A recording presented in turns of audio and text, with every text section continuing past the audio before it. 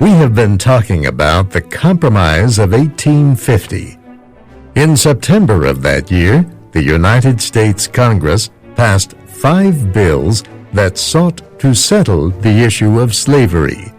All 5 became law after the president signed them. Yes, I love everybody, no evil have I done. Owning another human being was legal in many parts of the U.S. at that time.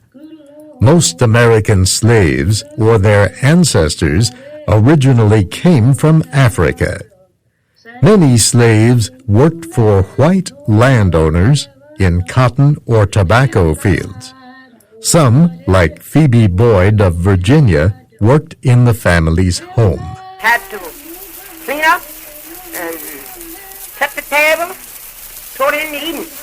That recording comes from the Voices from the Days of Slavery project at the U.S. Library of Congress.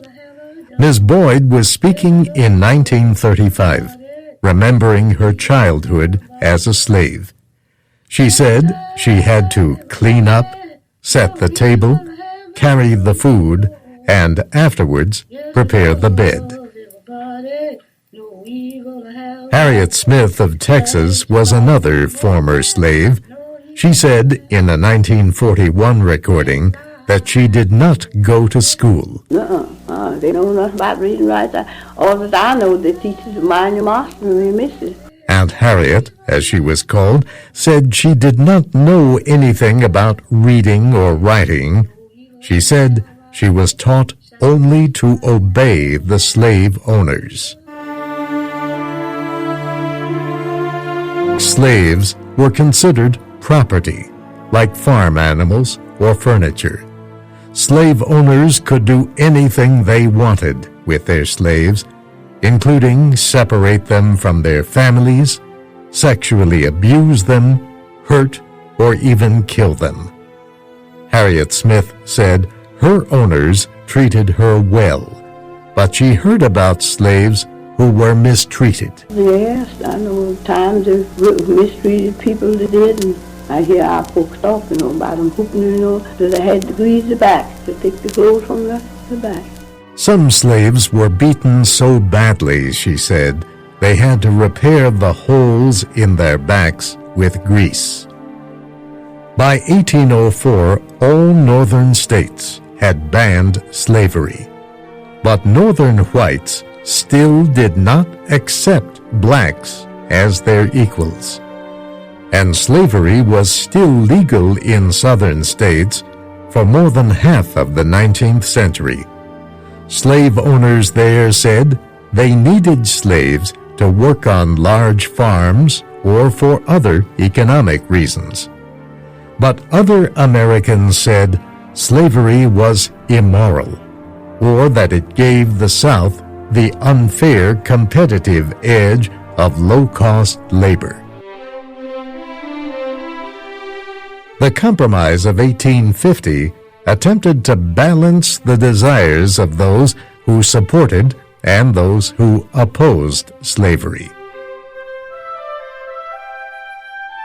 Politicians were not the only ones who struggled with the issue of slavery in the United States. Slaves, for example, had been fighting the system for some time. Many slaves resisted their owners in small ways. They broke or hid tools, or they worked slowly, or claimed to be sick even when they were not. A few answered the violence of slavery with violence. They planned, but rarely succeeded, to kill their masters and escape.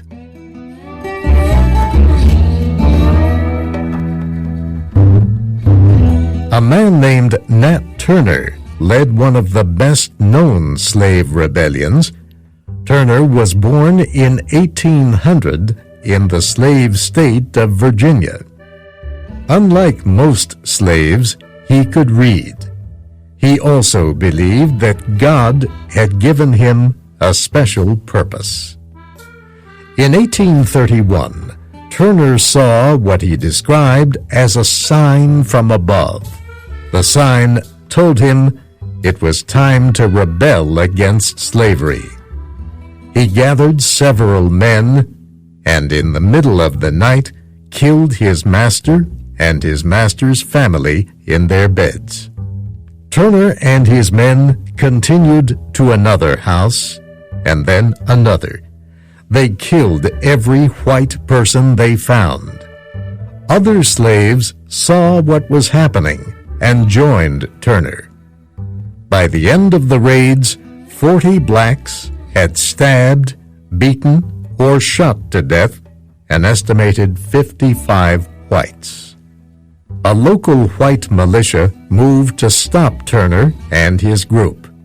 Almost all the attackers were captured quickly.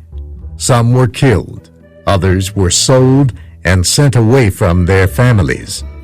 But Nat Turner escaped capture. For a month, he hid around his master's farm. Finally, someone found him. Turner was jailed, tried, sentenced, and hanged.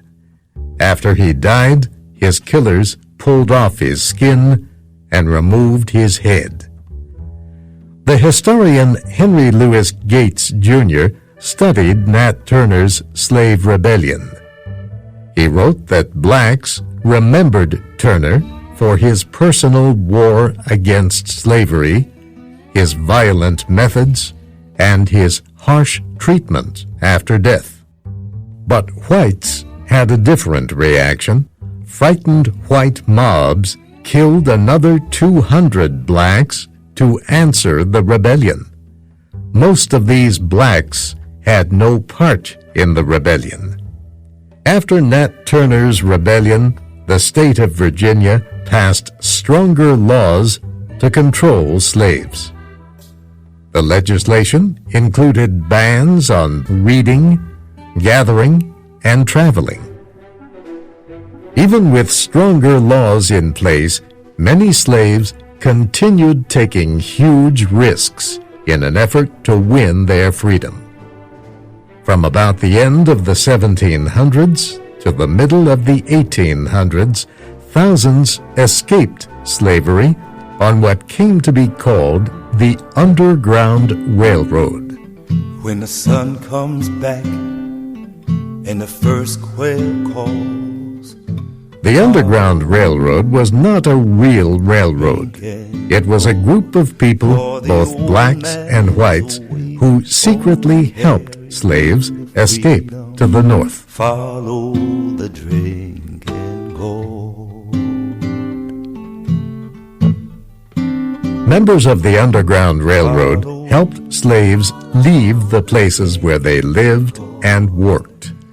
These conductors took the escaping slaves to a safe house or business called a station.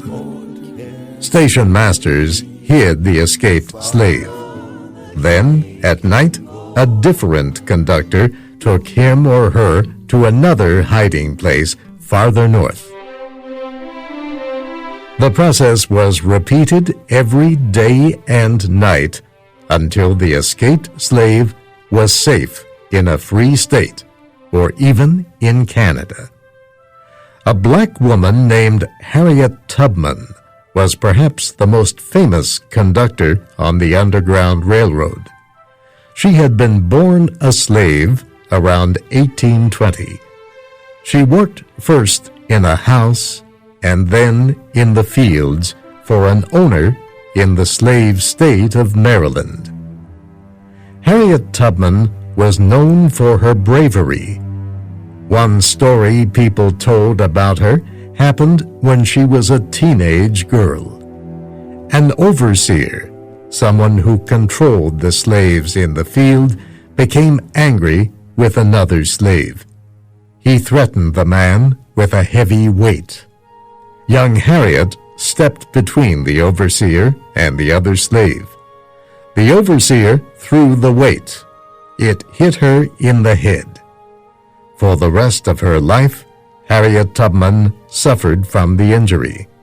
It caused headaches, strange dreams, and, from time to time, made her fall deeply asleep. When Tubman was about 29, she suspected her owner would sell her, so she decided to escape instead. One night, she secretly walked away. She walked over 200 kilometers, following the North Star.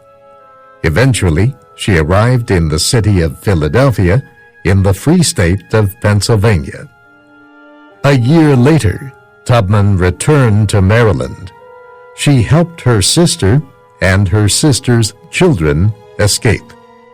Then she helped her brother and 2 other men.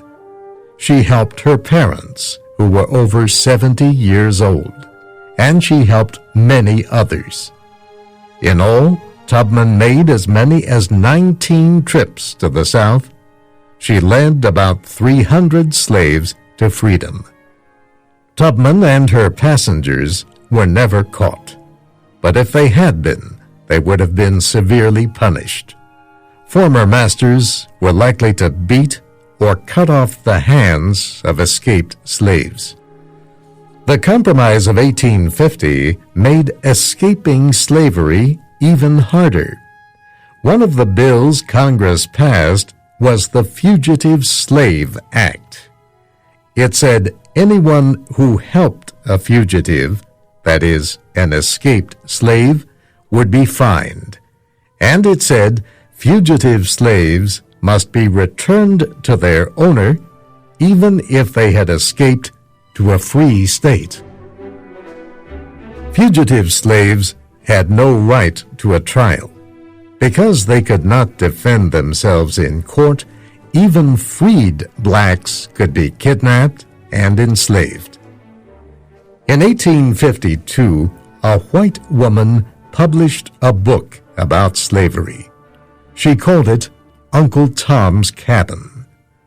Harriet Beecher Stowe wrote the book for one reason. She wanted to show how cruel slavery was. Fugitive slaves also published books about their experiences. The stories painted a picture of slavery that most people in the North had never seen.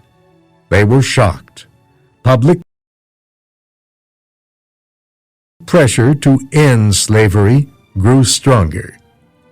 Anti-slavery activists, called abolitionists, wanted to free all slaves immediately. But even if that could be done, there was the question of what to do with the freed slaves. In many places, it seemed impossible that blacks and whites could live together peacefully and in freedom. The best answer, some people thought, was to free the slaves and help them return to Africa. It was not a new idea. In the early 1800s, a group of leading Americans had formed an organization for that purpose. They called it the American Colonization Society. In 1820, the society began helping to send blacks to Africa. The blacks formed a government of their own. They called their new country the Republic of Liberia. The country had a constitution like that of the United States. By 1854, 9,000 blacks from the United States had gone to Liberia. Some had technical skills. They knew how to make iron. They knew how to use steam engines and other machinery. The American Colonization Society hoped they would use their skills to help improve life for the African people. But it could not be denied that the plan was a way to get black people out of the United States. Many whites refused to accept the fact that most free blacks did not want to go to Africa. They had grown up in the U.S. For better or worse, it was their home.